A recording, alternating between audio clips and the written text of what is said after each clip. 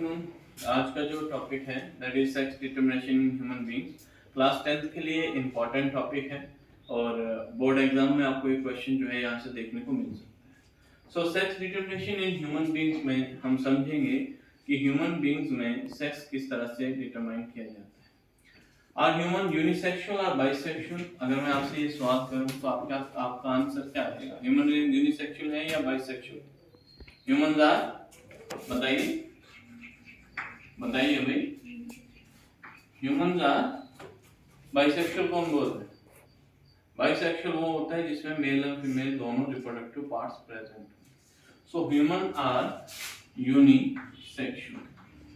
That means they are either, हम कह सकते हैं दे आर आइदर मेल और फीमेल।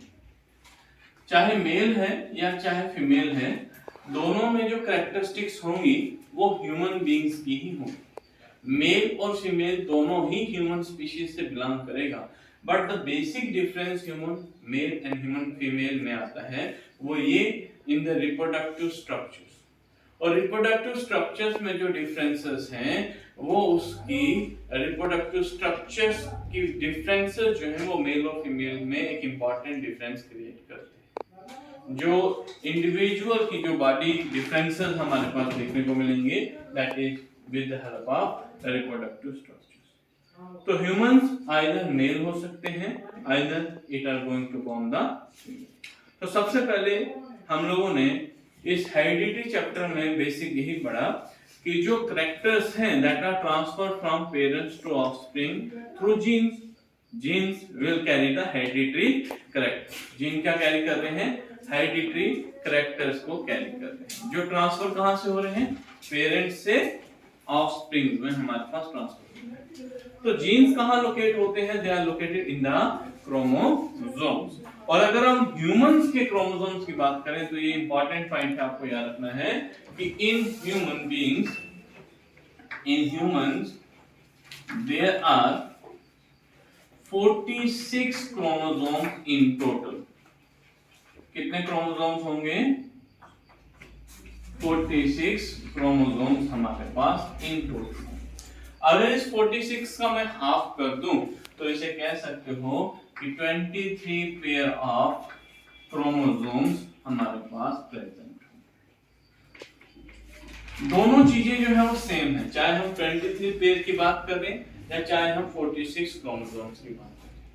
पेरेंट्स के अंदर भी 46 क्रोमोसोम है, उनके आगे जो नेक्स्ट जनरेशन होगी उसमें 46 होंगे, उनके आगे जो नेक्स्ट जनरेशन होगी उसमें क्रोमोसोम नंबर क्या रहेगा?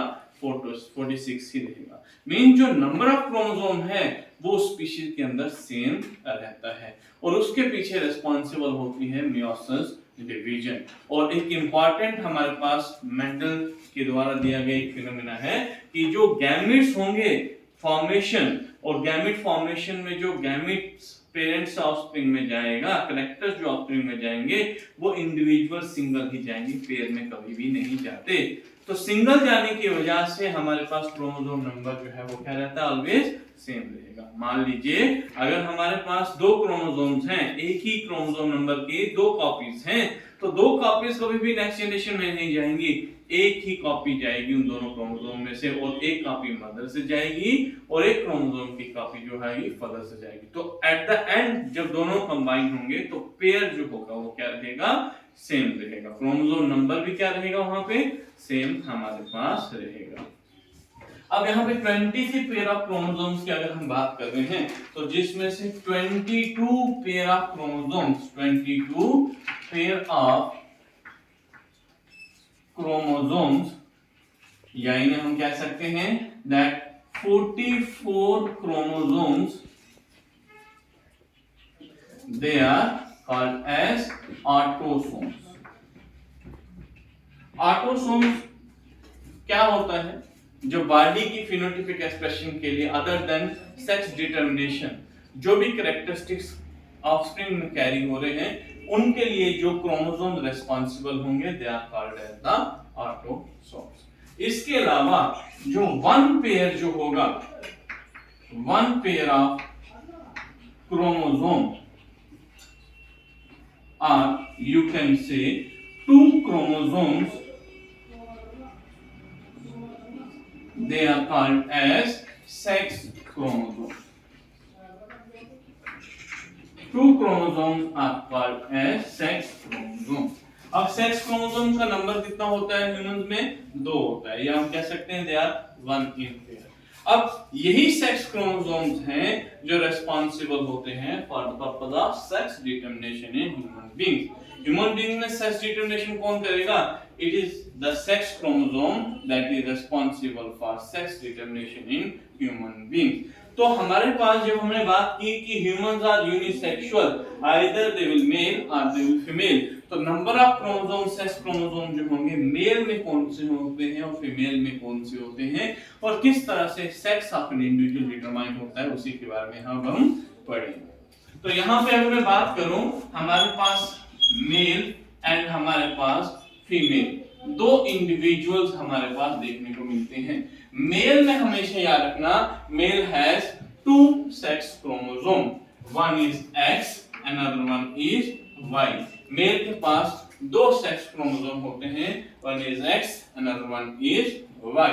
फीमेल के पास एक ही X क्रोमोसोम होगा, only one type of X chromosome. होंगे तो 2 ही, लेकिन दोनों ही टाइप कौन सी हैं? X टाइप है. यहाँ पे 2 सेक्स क्रोमोसोम हैं, लेकिन दोनों में से एक X है और एक Y है. तो यहाँ पे वन पेयर जो होगा that is same, but one pair of human male that is not same, because उसमें एक X है और एक Y है. अब देखिए, दोनों में यहीं से डिफरेंस आप देख लीजिए. फीमेल के पास भी X क्रोमोसोम आता है, मेल के पास भी X क्रोमोसोम है, लेकिन जो मेल के पास है वो फीमेल के पास नहीं है. और वो कौन सा क्रोमोसोम है? This one will be the Y chromosome. तो Y क्रोमोसोम ही बेसिक रेस्पॉन्सिबल होता है सेक्स को डिटरमाइन करने के लिए. और क्योंकि ये Y क्रोमोसोम सिर्फ और सिर्फ मेल के पास प्रेजेंट होता है, तो बॉय और girl what will be the individual of that offspring, उसके लिए सिर्फ और सिर्फ ये Y क्रोमोसोम ही हमारे पास डिटरमाइन करेगा. ये बेसिक इंफॉर्मेशन है क्रोमोसोम्स को लेके जो आपको पता होनी चाहिए. अब इसी स्टेटमेंट को हम प्रूव करते हैं with the help of A cross. जब भी आपको एग्जाम में सेक्स डिटरमिनेशन आएगा ह्यूमन बीइंग में, तो आपको उसको इंट्रोडक्शन के साथ में उसकी क्रॉस के थ्रू भी उसको एक्सप्लेन करना है और एट द एंड कंक्लूड भी करके बताना है कि this is the reason how sex is determined in human beings. Now सबसे पहले क्रॉस हम सेम वैसे ही करेंगे जैसे हम मोनोहाइब्रिड क्रॉस करते थे as stated by the Mendel. तो हमारे पास मान लीजिए ये हमारे पास पेरेंट्स हैं और ये पेरेंट्स का हमारे पास क्या आता है? जीनोटाइप. अब रिप्रोडक्शन से पहले सबसे पहले क्या बनेंगे हमारे पास गैमेट्स बनते हैं. और गैमेट जब भी बनेंगे वो इंडिविजुअल बनेंगे या पेयर में बनेंगे? उसमें इंडिविजुअल्स बनते हैं. मतलब X क्रोमोसोम एक गैमेट के अंदर होगा, Y के अंदर हमारे पास Y क्रोमोसोम जो होगा वो अदर गैमेट में होगा. फीमेल में जो एग बनेगा उसमें एक में X क्रोमोसोम, दूसरे एग में भी X क्रोमोसोम रहेगा. अब यहाँ पे आप देख सकते हो कि मेल में different type of sex chromosome हमारे पास हैं, तो डिफरेंट टाइप ऑफ स्पर्म भी हमारे पास बन सकते हैं जो X क्रोमोसोम को आइदर कैरी कर रहा है या तो वो Y क्रोमोसोम को कैरी कर रहा है. लेकिन फीमेल में जो एग होगा that will to carry only the X chromosome. Now gametes अब हमारे पास तैयार हो जाते हैं, तो अब हम नेक्स्ट F1 जनरेशन इसकी बना रहे हैं. F1 जनरेशन होती है फर्स्ट फीलियल जनरेशन, जो पेरेंट्स क्रॉसिंग ओवर के बाद फर्स्ट जनरेशन जो बनती है उसे F1 जनरेशन कहा जाता है. अब यहाँ पे अगर मान लेते हैं कि जो मेल है उस मेल का X क्रोमोसोम जो था, मतलब X क्रोमोसोम वाला जो स्पर्म था वो आगे जाके फीमेल के एग के साथ में मीट करता है. तो जो कंबाइन करके गैमेट जब फ्यूज करेंगे तो क्या बनेगा? जाइगोट बनेगा. अब उस जाइगोट के अंदर एक जो क्रोमोसोम है वो कहां से जा रहा है? फादर से जा रहा है दैट इज X1, और दूसरा क्रोमोसोम मिलके कहां से जा रहा है? मदर से जा रहा है. तो एट द एंड जब फर्टिलाइजेशन कंप्लीट हो जाएगी तो पेयर हमारे पास दोबारा से सेम रहेगा. Sex chromosome is always in one pair, always having 2 chromosome. तो ये नंबर जो है क्रोमोसोम का इस तरह से क्या रहेगा? मेंटेन रहेगा. लेकिन अगर हम यहाँ पे अरेंजमेंट देखें जीन्स की, तो वी हैव XX क्रोमोसोम. तो XX क्रोमोसोम किसके अंदर प्रेजेंट है? That is the female individual. तो यहाँ पे जो ऑफस्प्रिंग होगी that one will be the female, offspring जो रहेगी वो क्या बनेगी, that will be the female child. आप कह सकते हो गर्ल चाइल्ड यहाँ पे जो होगी वो पैदा होगी। बट अगर मेल का वाई क्रोमोसोम जो है वो वाई क्रोमोसोम वाला स्पर्म जो है वो एक्स क्रोमोसोम के साथ में मीट करता है, तो जो पेयर हमारे पास जाइगोट के अंदर एम्ब्रियो के अंदर डेवलप होगा that will be X Y. X Y जो होगा वो किस में डेवलप होगा, it will going to develop into the male child. तो यहाँ पे आप साफ साफ देख सकते हो कि वाई क्रोमोसोम जब पेयर में आया तो उसने मेल इंडिविजुअल को क्या किया, पैदा किया। मेल इंडिविजुअल जो हुआ वो क्या बना, मेल बना। एक्स क्रोमोसोम होने की वजह से हमारे एक्स क्रोमोसोम जो है वो सिर्फ और सिर्फ फीमेल कैरेक्टरिस्टिक्स के लिए रिस्पांसिबल है, बट ये जो वाई कैरेक्टर है, वाई सेक्स क्रोमोसोम है, ये रिस्पांसिबल होगा किसके लिए, मेल इंडिविजुअल के लिए। तो यहां से ये चीज क्लियर हो जाती है कि female is not responsible for the offspring that should be either male or female. Only the male parent is responsible for this progeny which will be male or female. Is it clear?